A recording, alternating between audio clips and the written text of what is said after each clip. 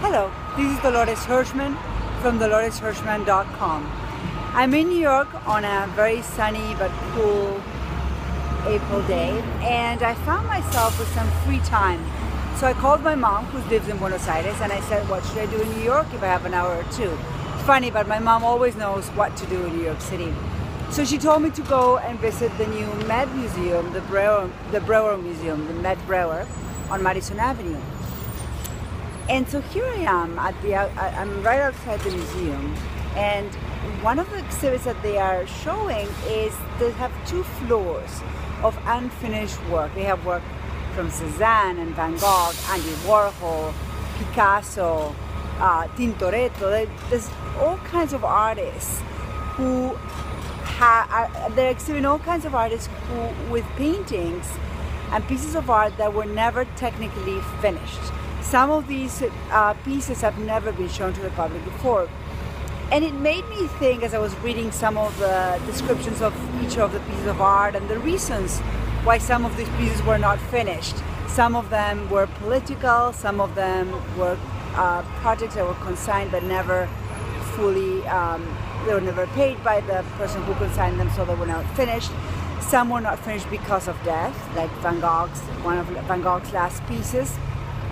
But others were not finished on purpose, like a piece from Andy Warhol, who expected the viewer to contribute in the finishing of the experience of the piece.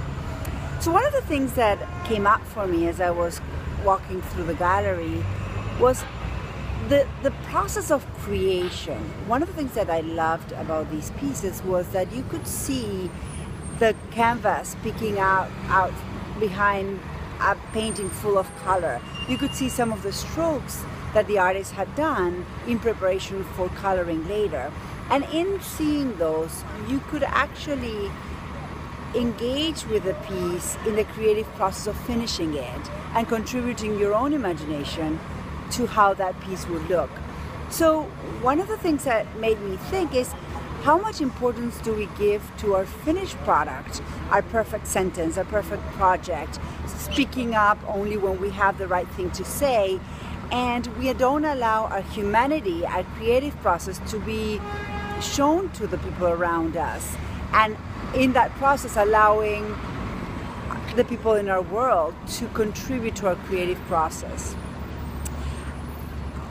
I wonder, how does our humanity show, and what is the fear behind not being perfect, behind not showing what is not finished? So here's my writings for today, the blog newsletter that I'm sharing with you today, and I would love to hear your creative process, your contribution to this piece in sharing how does humanity show up for you. Until then, have a great rest of the day. I'm going to keep on walking down Madison Avenue before I make my way home, and we will talk later. Big kiss.